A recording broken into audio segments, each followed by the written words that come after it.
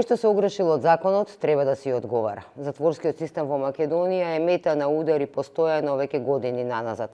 На социјалните мрежи, по медиумите се објавуваат фотографии за кои што не постои човек кој што нема да се згрози кога ќе ги види.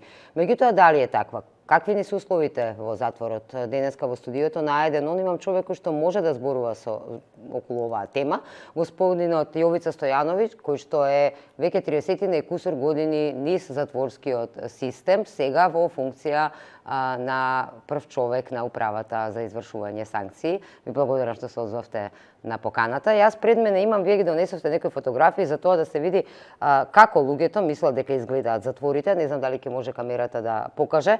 Руини, валкани тоалети, нефункционални тоалети, мали соби, кревети на 3-4 спрати и така натака. Меѓутоа, исто така во истата оваа книга која што вие ни ја донесовте, може да се види дека ситуацијата не е баш така сега, односно дека голем дел од овие објекти се веќе или комплетно затворени, реновирани или изградено комплетно нови. Може ли, на почетокот, една генерална оценка каква ни е состојбата во затворите, дали се уште секојдневие оние слики на валкани соби кои што ги гледаме низ медиумите? Прво, благодарам на поканата и благодарам на можноста да представиме пред јавноста состојбата во македонскиот затворски систем. Ќе кажам дека не е розова, меѓутоа исто така не е толку црна како што се прикажува во медиумите.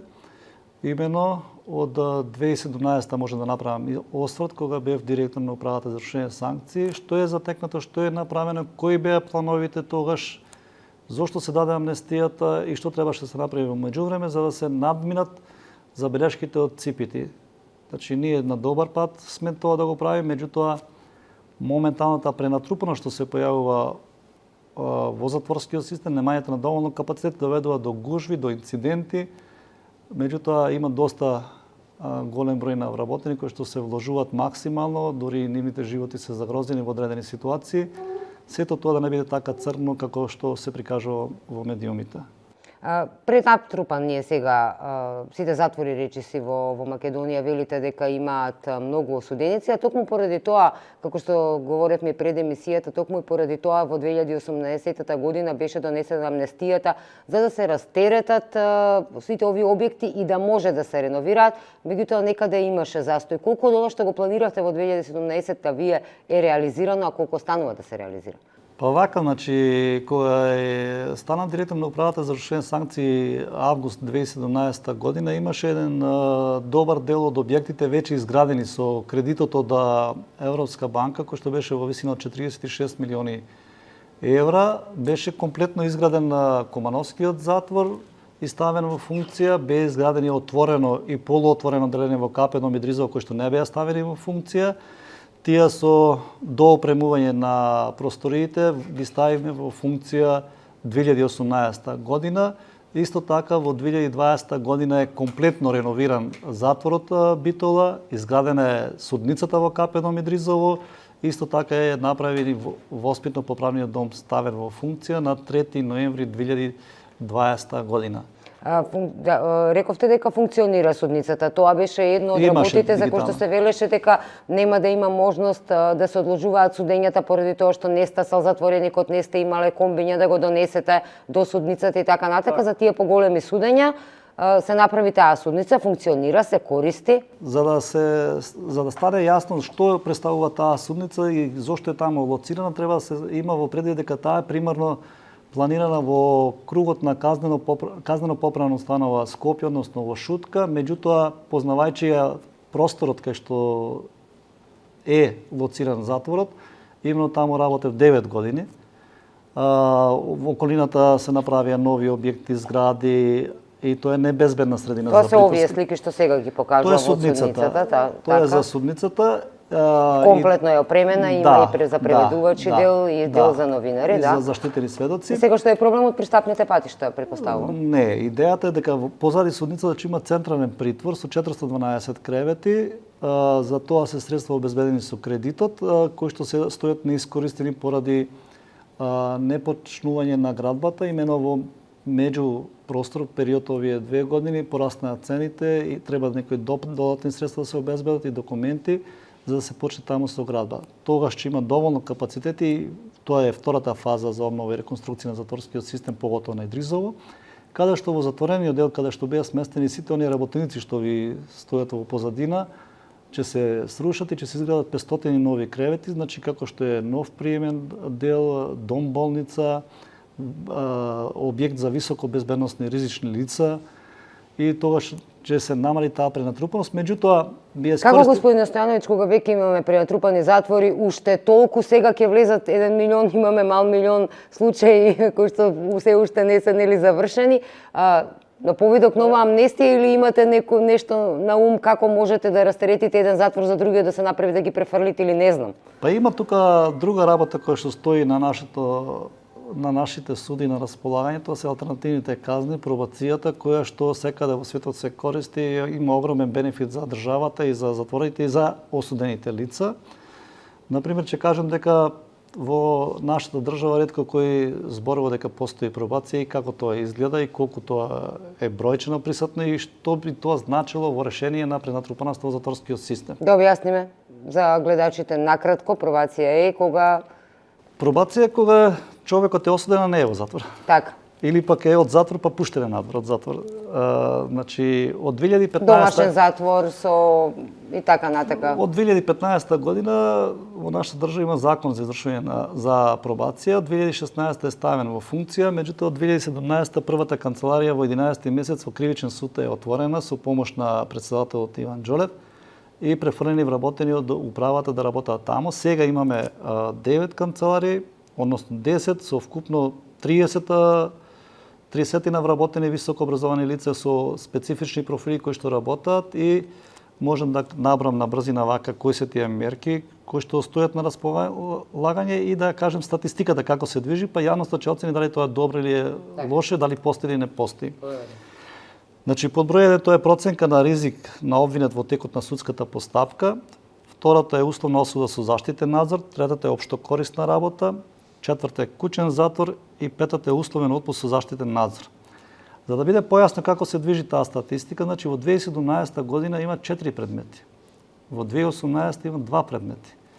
Меѓутоа во 2019 има 165 предмети, 2020 276 предмети, 2021 451 предмет, 2022 475 и 23 само во почетокот има веќе 74 предмети. Значи тоа се 74 осуденици кои што се очекува дали ќе користат некоја од овие мерки, така да бидат Они ги одлучени. користат. Јас кажувам овие што ги така. искористиле што во минатиот период што користеле и што ги искористиле веќе. Ние имаме и моментално активни случаеви и зошто ја спомнувам пробацијата, сите знаеме дека терет е огромен, прекршителите по член 205 и 206, односно за корона протоколи. Ние сега сме пренатрупани со таа бројка, например, моментално има 93 активни случаеви, а веќе издржале 298 такви сторители на кривично на делото, а чекаат за да влезат во затвор 587 за корона протоколи.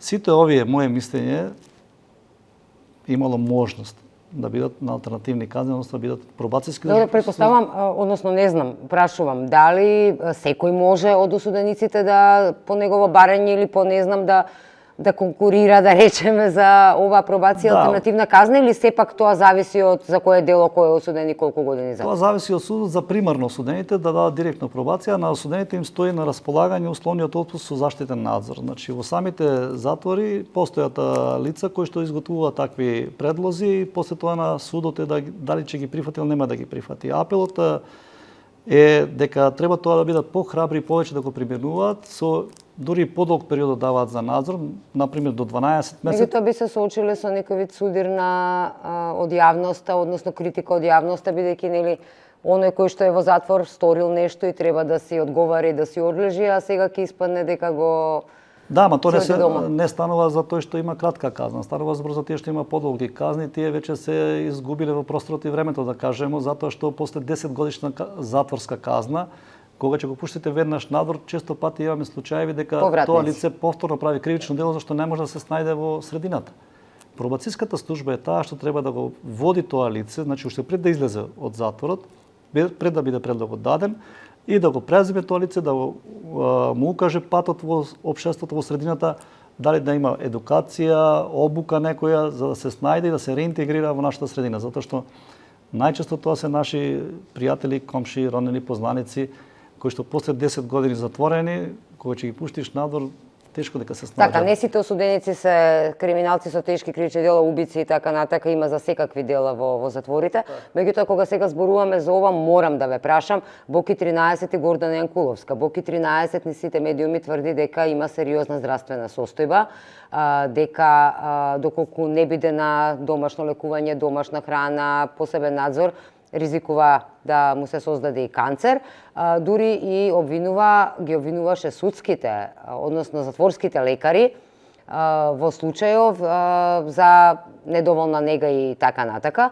Тој тврди, еве и денеска има една информација од неговиот адвокатски тим, меѓутоа во врска со судот, не е во врска со вас и со затворскиот систем, меѓутоа тој тврди дека има барање поднесено до управата за санкции за отпуст, 30-дневен отпуст или издржување на казна, како се вели тоа, прекин на издржување на казна поради лекарски случаи, и случаи има и во судот. Што е во вакви случаи? Дали тој е кандидат и ако не е, зошто не е кандидат за еден ваков вид кога имаме сериозен здравствен проблем? И под прашање во овој дел, за да бидете вие мирни и чисти, имате ли начин, бидејќи конзилиум јавното мислење вели едно, вели Бојан е загрозен, затворските лекари велат не е ситуацијата толку, мислам, она што стигнува до вас, нели, како извештај, не е толку опасна. Сега вие се наоѓате на крстопат, има ли начин, како што да речеме судот, вештаци најмува за некоја работа да ја протумача, дали ви имате начин како да бидете сигурни, пета служба, пето мислење и така натака, за да бидете сигурни, пошто во спротивно би го носеле надуша, затворскиот систем би го носел надуша секој, не Боки 13, секој кој што би го загубил животот поради недоволна грижа и нега, да речеме, додека е во затвор. Вака, прво не би сакал да зборувам за поединечни случаеви, ќе зборувам генерално. Генерално, да, како случаеве тргнавме од него. Затоа што никој од нас не знаеме што носиме во себе, дали имаме ризик или немаме ризик од нешто.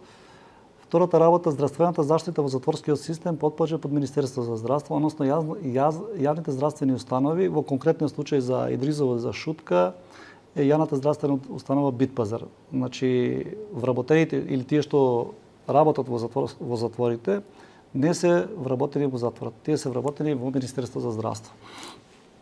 Кога станува збор за постапките, ние никому не ускратуваме право на здравствена заштита.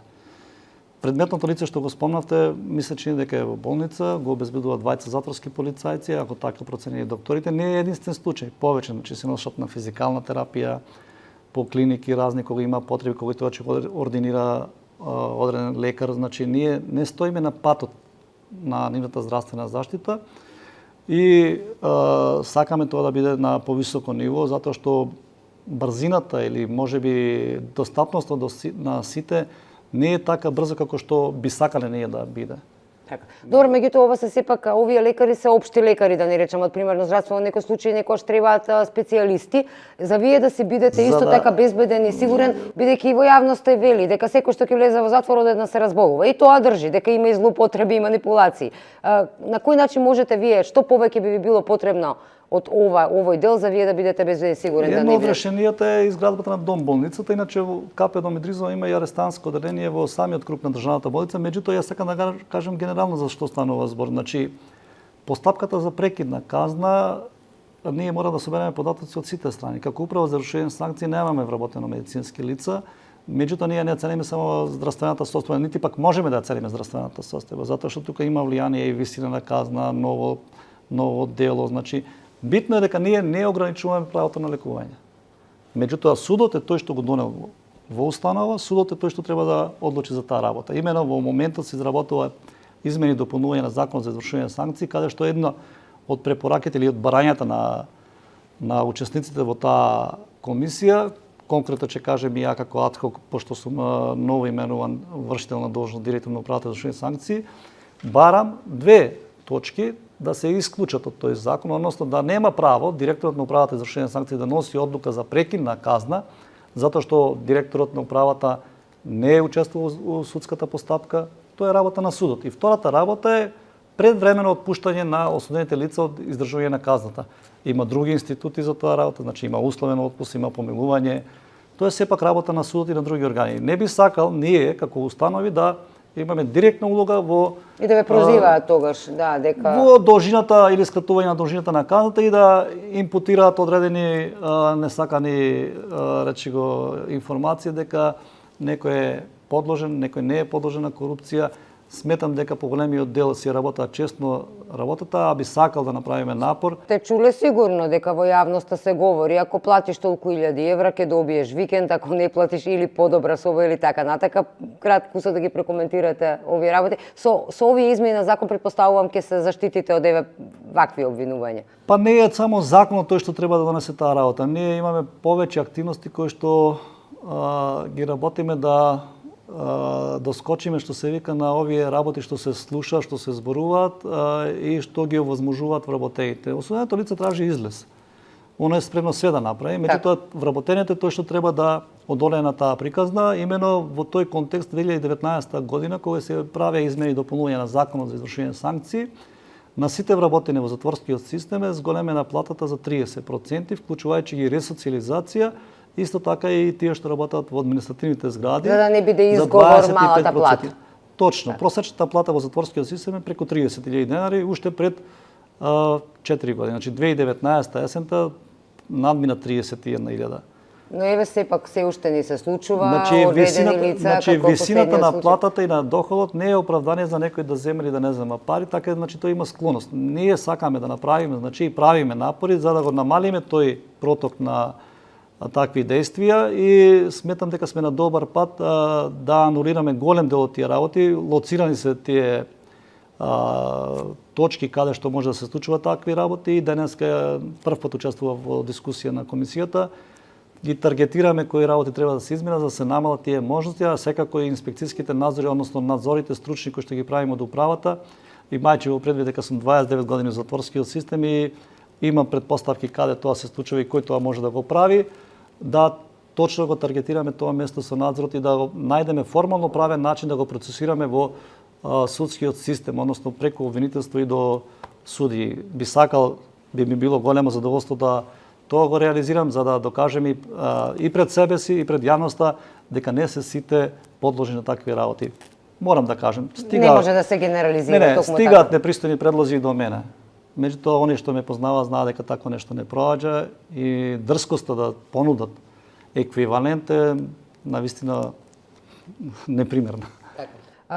Не треба да се генерализира нормално, меѓутоа се уште ни се случува телефони во затворите, се уште ни се случува дрога во затворите и така натака. Има случаи и скоро, а во последно време ни се случува, чувме, и можност затворски чувари да бидат директно вмешани во бегство на некој од затворениците, значи се уште ни се случува. Затоа ќе ве замолам за ваша генерална оценка, колку вие сметате дека имате проблем како директор со овој дел на корупција во затворскиот систем. Конкретно за проблем што? дали имаме? Голем.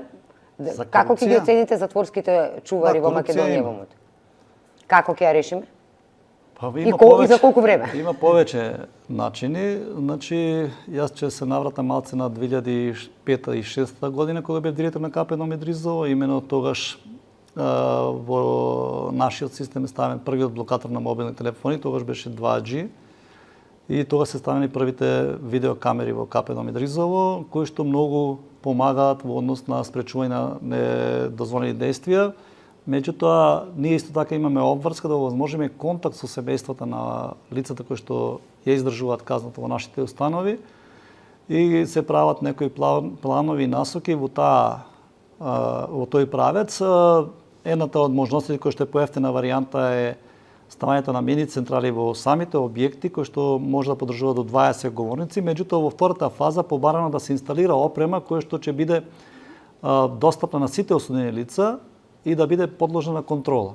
Значи, а да се инсталираат и блокатори и други средства технички. Блокатори би го решиле проблемот, джабе ќе внесат мобилен телефон кога не може да го користат. 2006 година блокаторот беше 2G, сега веќе имате 5G, а се испитува и 6G мрежа. Значи, ние сакаме, има и други техники за собирање тие телефони. Вие во план тоа имате најава некоја дека можеби ќе се набават блокатори повторно овие модерните? Втората фаза, значи, се бара да се стави најсофистицирана опрема, да не може дури и дронови да летат, затоа што зидот малце околу, претпоставам дека таргет е капено Мидризово затоа што другите затвори се прво помали по бројка и веројатно не се интересни за јавноста, меѓутоа и таму ние се трудиме да ги спречиме тие работи. Имено во зидот се останати во функција уште две згради, значи големата зграда со две крила, односно два крака и амбулантата едниот дел. Околу целиот објект е изграден зид најсовремен, значи висок 5 метри. Го имавме и овде. Ова е шутка. Може да ова е шутка, меѓутоа го имавме, ја имавме таа фотографија и точно Веројатно се ќе гледа дойде, стариот ќе ви и новиот кажам, зид да се види. Повисок е за 1 метар од другиот, меѓутоа на 6 метри од тој зид постои уште една мрежа која што се користи во европските затвори, кој што е опремен со, да не кажам со што се е опремен, меѓутоа доволно ќе кажам дека има и термални камери, па и доволно е осветлен, така да влезот 2005 година се вика ночни птици, луѓето на караоли што работеа, имав информација дека со вречи пренесуваат пијалоци, цигари, што нема Преку зидот? Преку караулата. Значи Так. едноставно и тие ги викаат ночни птици. Сега таа можност е анулирана. Значи голем дел од влезот на недозволени работи е допрен. Сега јасно е како ден дека влезот е на главниот влез. Значи низ видувалната, собата за претресе и главната капија. Така.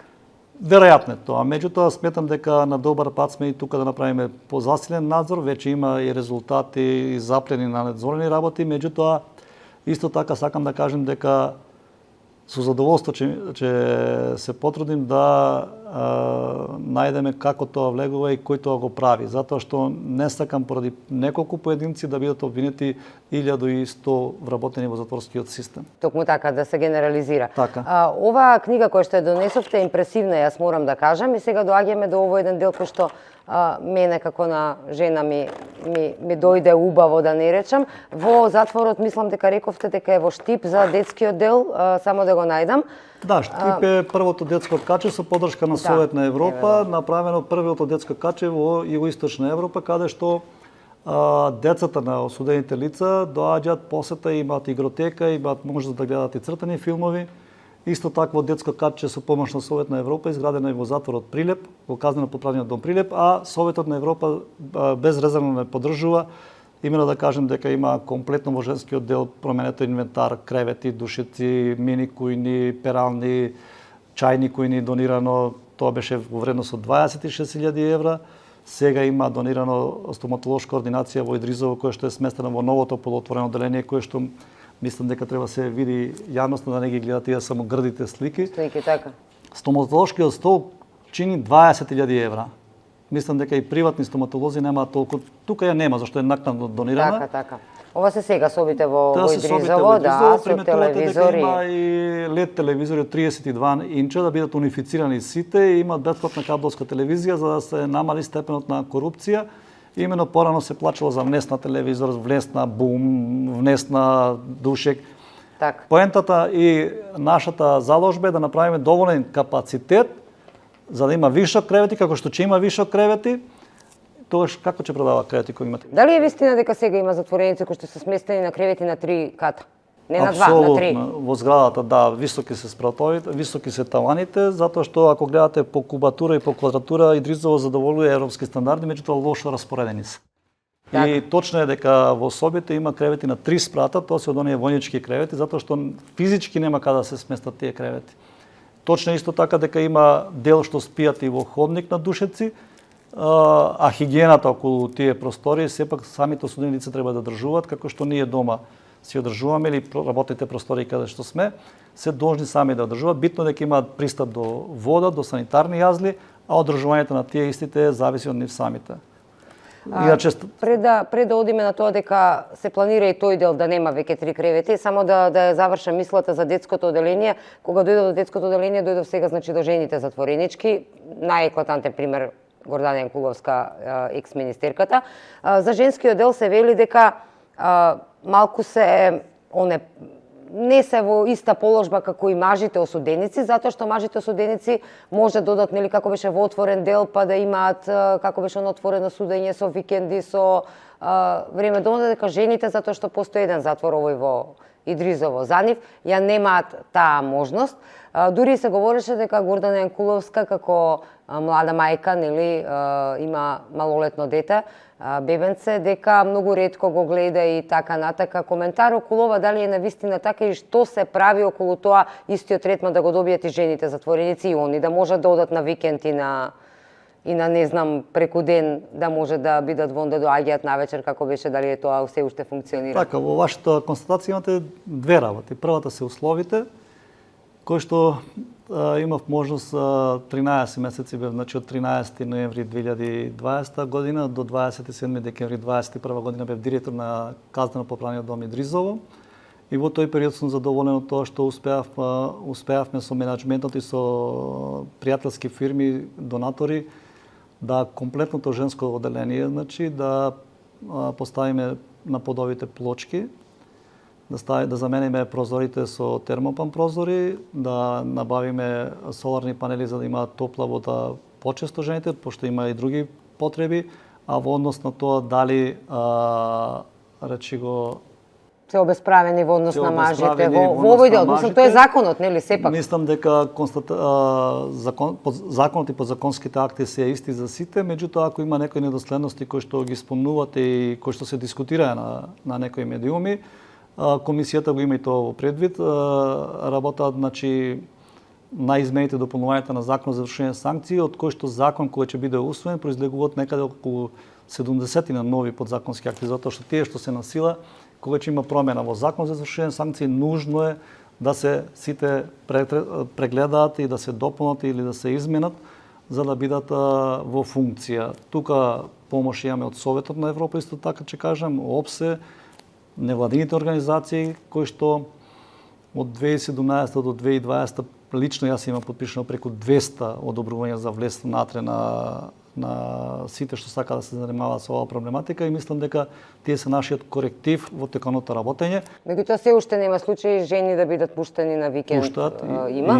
Има тие што стигнуваат до третман, ограничувачки е водењето на друга постапка која што сум јас против тоа да биде ограничување, односно да се направи некоја дистинкција, не сум правоправник да кажам, мои се само предпоставки, јас сум дипломиран психолог. Од дискусиите со суди, со председатели на суди, со адвокати, може би да се направи разлика помеѓу обвинителен предлог и обвинителен акт, односно другата постапка да не влијае на третманот, за да може лицата да користат погодности и кога се води друга постапка. Ќе кажам еден пластичен пример. Значи имате осудено лице кое што има добиено 2 години казна, секој може да му покрене постапка во судот. Так. И тој додека има друга постапка за тие 2 години, а постапката нема ни да почне. Так. Меѓутоа тој тие 2 години нити добива третман, нити може да добие погодност, а погодностите во однос на интерни погодности кои што ги пишуваат воспитувачите и следуваат на осудените лица зависност од кој третман го имаат, ги уживаат сите осудени лица на ист начин во видуалната или има таму и други простори кои што стојат на располагање за такви работи. Така. Сега ова беше за оној дел да се ги видат дечињата, да се ги видат фамилијата во случај кога ете велите нема и да почне постапката, меѓутоа има една друга страна која што е потемна страна. Многу случаи има, ќе прочитаме во полициските билтени, излегол од затвор на викенд, си ограбил попат или си претепал некој попат, си се вратил во затвор, па потоа се дознава. Што се ваквите затвореници? Кој треба да ги казни за вакво дело? Дали стигнува до вас информацијата дека додека и користеле, злоупотребиле викенти некои поволности што ги добиле, па направиле уште една белја надвор додека било, или тоа останува само судот и полицијата да го решат? Не, тоа, значи, соработката со другите институции на завидно ниво, тоа е преку меморандум или постојана комуникација и сметам дека кога ќе ни информира дека има ваков настан, нормално нас ни е потребен доказ дека тоа е направено. Не мислам доказ у судска постапка, него документ дека тоа лице така нешто за да можеме ние да постапиме, затоа што секој може да се јави на телефон без да се легитимира да каже тоа лице направило тоа. И да го наклевети, така. Да го наклевети, а ние врз основа на тоа да постапиме во затворот и мислам дека тоа не е погрешна политика. Меѓутоа, кога имаме сознанија, апсолутно соработуваме во однос на спроведување на суд, во однос на обезбедување да биде тука, а ако е констатирано дека ги злоупотребил, мора да направиме разлика, значи погодности и права има. правото е годишниот одмор, а погодности се отсуствата или 7 часа и доколку ги злоупотребил тие погодности, нормално тие ќе му бидат Има неколку можности дисциплински постапки каде што се укинуваат или се забрануваат тие погодности, меѓутоа може да има и регресирање, да му се одземе и третман па да биде подолг период да чека за нова погодност. Овие се прекрасни слики. Рековме, да бидеме искрени, не се сите и комплетно сите затвори вакви, би било убаво да се. Рековте дека имате финансиска помош и дека кредит, добро, ќе треба да го враќаме, но барем да ги имаме средствата. Веќе се во план, кога очекувате да престанеме да говориме за оние слики кои што ги гледавме комплетно, значи да ги немаме веќе овие кревети, колку уште работа останува? За дел од овие ми кажавте, само да потенцирам, дека и самите осуденици учествувале во реконструкција на затворот во Гевгелија, рековте, како работна сила, така. Да. Уште колку работа имаме? Па вака, ако втората фаза на КПД... Колку пари имаме, извинете? Моментално на располагање се околу 32 милиони евра, значи 25 милиони евра се од Европската банка за обнова и развој, од кредитот од 26 милиони, 3 милиона се донација на Европската делегација, кои што сме лимитирани со одреден период кој што треба да се стават во функција и нормално владата како техничка влада тогаш обезбеди 3 милиони и 800 илјади евра како поддршка на проектот. Значи некаде се работи сума во моментот околу 32 милиона, меѓутоа наредниот период ќе покаже дали треба зголемување на таа сума или намалување. Мислам, у секој случај ќе биде зголемување, меѓутоа колку тоа ќе биде зголемување, ќе зависи од плюс информации и состаноци кои што треба да се има и со банката и со владата, затоа што како поединецка управа. Добро, барем парите да не се проблем, бидејќи кај нас парите се за се проблем. Во овој случај барем парите, во овој проблем е кога? Во однос на здравствената заштита, значи јас мислам дека најголем проблем парите да се обезбедат, имајќи во пред дека сум 29 години во системот.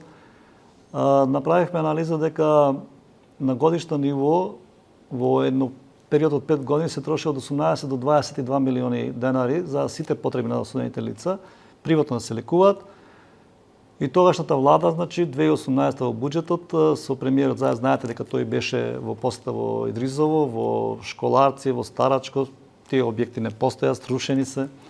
Даде 30 милиони денари на располагање во буџетот и имаме некој недоразбирање или нема процедура како да тие пари преку управата завршат во фондот за здравствено осигурување, односно да бидат видливи дека се тоа пари за здравствено осигурување на осудени лица. Значи дадени се плюс 8 милиони. Зборуваме за градење на клиника која што ќе има свој лекари, не, зборувам за здравствената заштита, овие пари кажам. Заштита, добро. Втората фаза предвидува и дом болница со 70 легла во кругот на Што ќе биде само за затворениците. Само за затворениците, да. Така. Тоа би го решило проблемот, таму би имале веројатно и постручен кадар, не само општи лекари и така натака. Тоа е сепак министерството че има и ординации, значи можности и за зафати помали, значи да не се случуваат такви работи како што се случи последниот Немил Настан, кој што не сакаме да веруваме дека е случајност.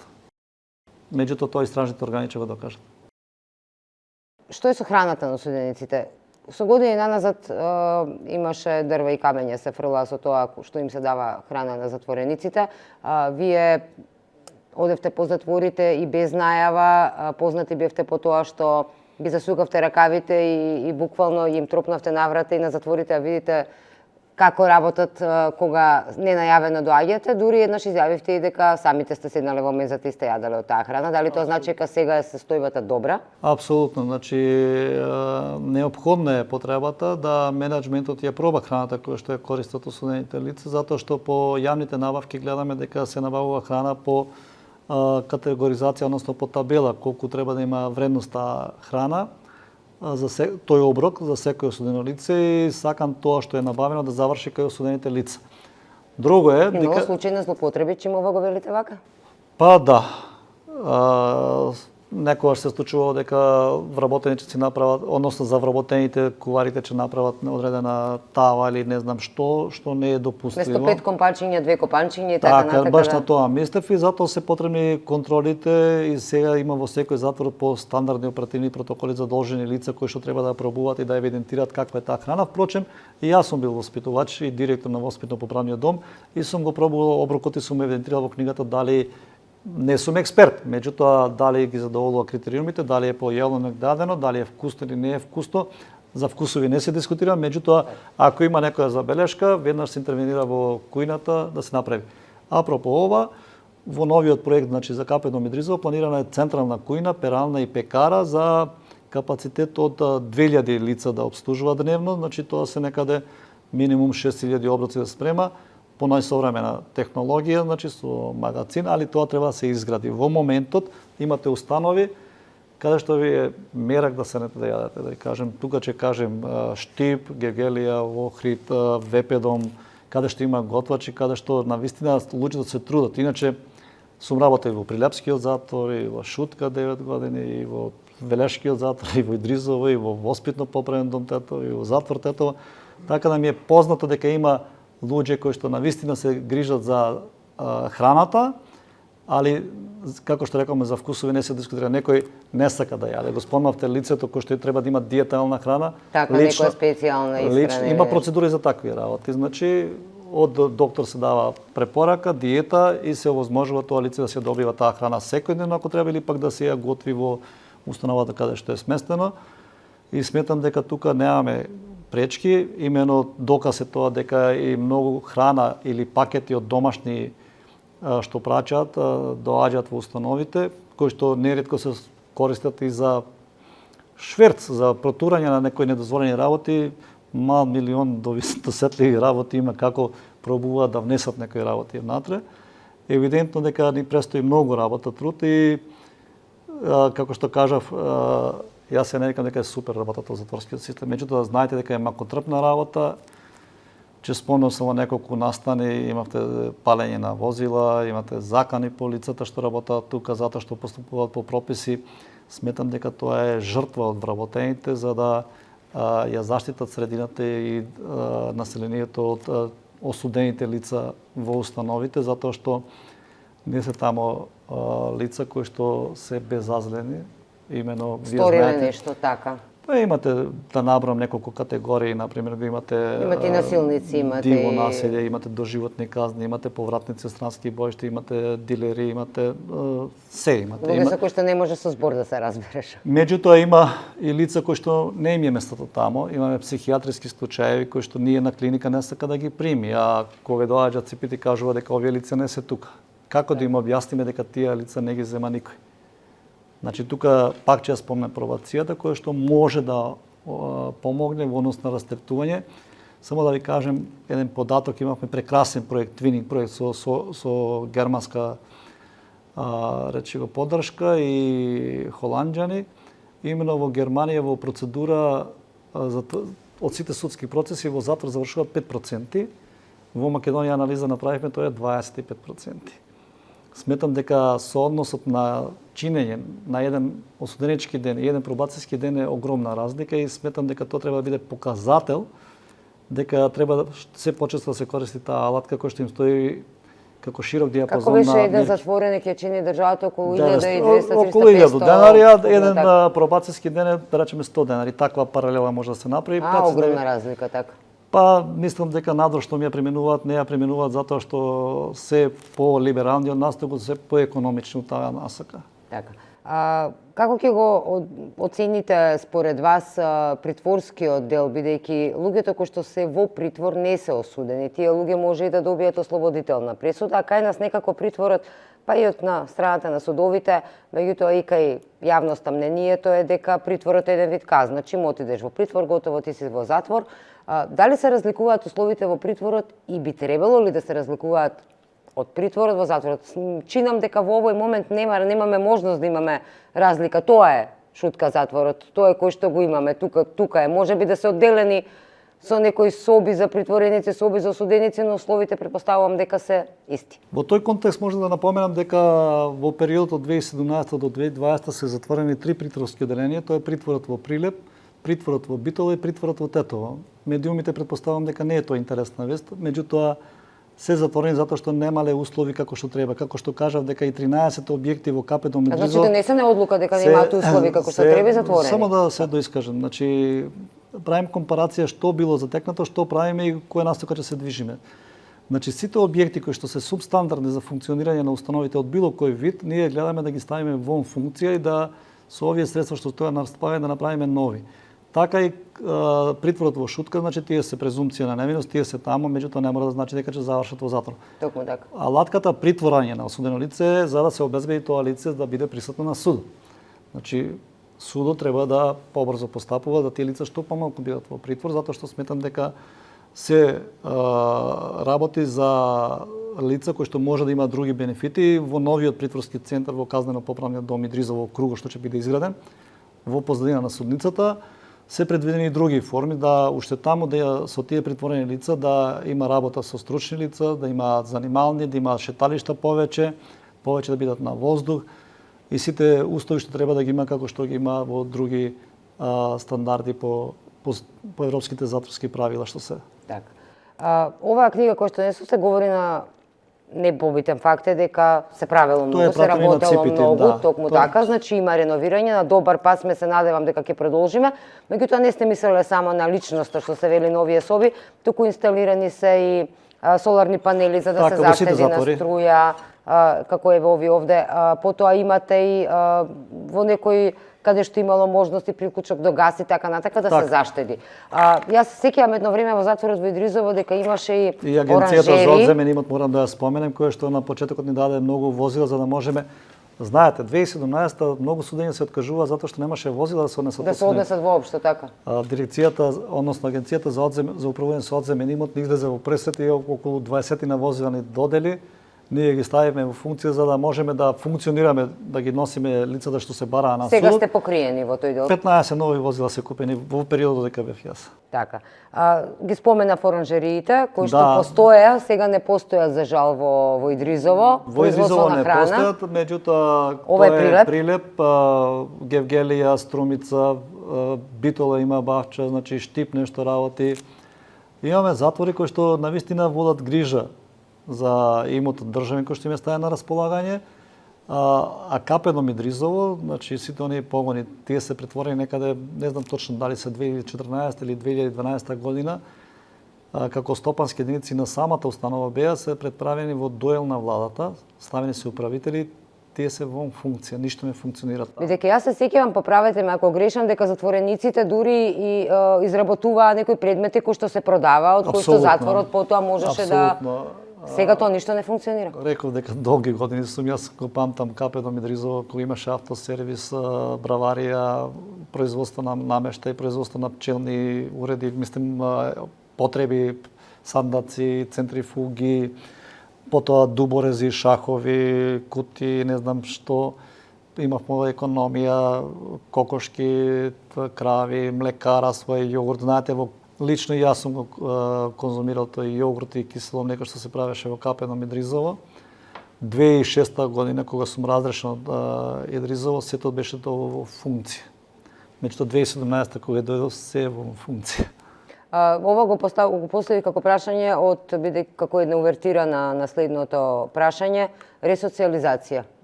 Постои ли воопшто во македонските затвори ресоциализација? Еве, доколку би работеле, би нашле нов смисол на живот, нова професија, ќе изработуваат мебел, да речеме, кога ќе излезат, меѓутоа велите дека тоа сега ништо не функционира. На кој начин се ресоциализираат македонските затвореници, дали воопшто? Вака, значи, во однос на ресоциализацијата прво има доста установи кои што се хендикепирани, нема доволно персонал вработен. Се надевам дека владата ќе најде можност за исклучок од тие годишни планови за вработување. Втората работа е голем хендикеп што на нашиот закон нема задолжително работење. Меѓутоа во плановите и во градбите кои што се предвидени има можност да се инсталира одредени работилници и со надворешни, значи со јавно-приватно партнерство, да ако има фирми заинтересирани за мали претпријатија така да става, да обучуваат работна сила. Имено тука ќе го спомнам сега повторно јас помошта од UNDP, која што во неколку наврати има направено проекти за едукација и обука на затвореници. Од тие проекти има луѓе што работат и самостојен занает што водат надвор. Станува проблем кај поголемиот затвор Идризово, каде што во моментот нема работилници, нема можност за таква работа, меѓутоа за едукација постои можност. Се надевам дека во наредниот период ќе имаме со изградбата на новите објекти, ќе имаме можност да привлечеме и некои надворешни фирми кои што ќе ги обучуваат ослободените лица за одреден занет кој што се бара на пазарот на трудот. Така. Да завршиме со еден апел да речеме од вас, дали господин Стојановиќ ќе удри намаса и ќе им рече и на затворските полицајци, но и на затворениците доста беше со корупција. Јас не треба да удрам на масата, тие што ме познава знаат како функционирам и кој насока се движим и сметам дека сите проекти и активности кои што се пред нас, речи го, се во насока на стопирање на таа појава. Тешко е, затоа што тоа е, имате во одредени ситуации, да не речам групирање, значи тоа не може ни да се влезе во... Така, не може да се дознае, да. Па неформално знаеме, нас ни треба материјален доказ, нешто да се процесира. Мислам дека сме на добар пат и јавноста ќе има можности да слушне, значи како што работи за бегството, мене ми се предизвик цивилите, затоа што не е само униформата која што доведе до состојба во одредена установа таква, затоа што цивилите, кога зборувам на сектор ресоциализација, затоа што се тие што водат разговори, што ги ведат досиета, што пишуваат извештаи, што даваат предлози за прогресирање, за погодности, неисполнени услови. Некој предлага до некоја комисија, таа комисија носи одлука, а директорот на крај подпишува. Директорот доаѓа, заминува, екипата останува иста во установите и сметам дека сега сме на добар пат да направиме нешто во тој дел за да спречиме, а секој еден што има било каква притисок за такво нешто може да го пријави слободно, како што и стигнуваат пораки на телефонот. Мојот телефон го знаат многу луѓе, дури стигнуваат со имење и презимење кога да се направи контрола, што да се направи, и сум благодарен на таквите информации, затоа што ни допринесуваат да го спречиме тоа што се случува во установите. Така. Значи за сега зависите некој да од работиме напорно, така. Да не би откривал се кои проекти се во тек. Така. Меѓутоа работиме напорно и со наши пријатели кои што ни помагаат и во опрема и во едукација. Така. Ви благодарам многу што одвоивте време да бидете дел од интервју во А1 ОН. Вие сте сега директор во моментот, знаете и сам, со години сте во затворскиот систем, но во моментот се чини имате најпознати звучни имења кои што се во затворот, ако не чинами во историјата, нели, многу звучни имења кои што ете така медиумите се повеќе заинтересирани за нив, па сте веројатно и повеќе на удар. Јас се надевам искрено дека ќе дојде ден кога ќе зборуваме дека ќе имаме услови во затворите како што имаме во Шведска и Норвешка и така натака, па некој како Брейвик да може да поднесе жалба бидејќи кафето не му било доволно топло во кафематот. Видете, значи во таа насока се движиме, јавноста може да знае дека во 2021 година прв пат е капено Мидризом приклучена на дворешна мрежа за вода. Значи, до тогаш со цистерни? Не, со цистерни, своји хидрофорски станици има, меѓутоа тие сега ќе се модернизира, али сакам да кажам дека ние се движиме во позитивна насока. Имено во отворено и полуотворено се 564 кревети направени нови по европски стандарди, а во зградата имаме, јас имам податоци, значи околу 350 луѓе, значи околу 600 во зградата и во амбулантата има, така да во Идризо во моментот половината е по европски стандарди, другата половина во среден век, некаде да се најдеме на средина. Не, тоа што било среден век или е рушено, так, како што се 13 објекти што ги реков, и второ, пето и осмо крило тие што престојувале знаат како биле тие се затворени. Меѓутоа кога би не растеретиле, а тука во моментот најголема помош очекуваме од судовите, затоа што имаат алати. Значи гласен говорник сте за пробацијата. Апсолутно, тоа е задоволството мое што првата канцеларија со претседател Џулев ја отворивме и наидовме на разбирање кај другите судови да ни дадат простори на располагање, вработени се луѓе, едуцирани се луѓе. Значи бројката, статистиката, затвореници ќе може се надеваат дека ќе дојде се најдат. Статистиката ви ја кажа како е и јас сум апсолутно задоволен како тоа се движи. Така. Да се надеваме дека ќе ви остават простор да ги завршите сите планови, ние остануваме отворени и ќе следиме. Јас сум секогаш на располагање на државата и на системот. Убаво е да се знае дека човек кој што има искуство и толку години е на неколку позиции во затворот, значи го знаете и однатре и однадвор, знаете каде може да ви се протнуваат и да ги пресечете, да се надеваме. Чисто информативно, јас значи сум бил и воспитувач, и командир на обезбедување установа, директор на воспитно-поправен дом, директор на КП дом Идризово, па директор на управата за извршени санкции, па директор на Идризово, па сега повторно директор на управата за извршени санкции.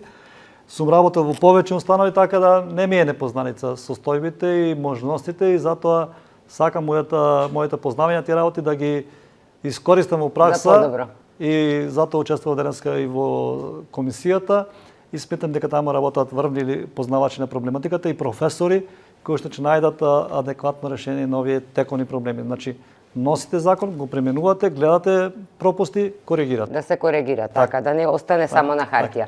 Ви благодарам многу што одвоивте време. Се надевам дека ќе ни бидете на располагање и понатаму кога ќе имаме некои нови информации. Се надеваме за убаво. За благодарам на можноста што ми дадовте простор да кажам некои работи кои што се однесуваат на затворскиот систем. Мојот став е јасен и транспарентен, во секое време сум достапен, а на страната на ОИС работиме на некои можности, како што добивате полициски билтен, да има објавување на билтен што се случува во затворите, затоа што нема што да криеме. Има се повеќе можност да директно на терен да видиме каква е ситуацијата во затворите, за да не морате да не критикувате дека стари снимки. Покажуваме, медиумите покажуваат стари снимки. Еве ние видовме една од снимките за кои што констатиравме дека тој објект е срушен и повеќе не постои. Меѓутоа факт е дека тоа се снимките кои што ги имаат медиумите на располагање. Во секое време и доколку имам време ќе бидам со вас на терен да прошетаме да видиме. Јас не кријам ништо. Значи, и тоа што е лошо да го кажеме дека е лошо, меѓутоа и да кажеме дека имаме план тоа да го надминеме, меѓутоа и тоа што е добро да се покаже дека е добро. Така и да се пофали, така е ред. Видите тука условите каде.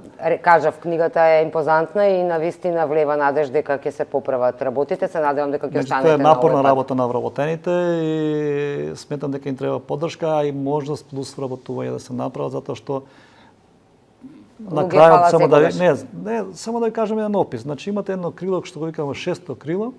Таму има 70 лица кои што не би сакал сега да кажувам поединци, меѓутоа се повратници странските боишта, радикализирани лица или не знам други лица кои што се граѓани на Република Северна Македонија. И во тоа крило имате само еден затворски полицаец кој што отклучува или заклучува врата.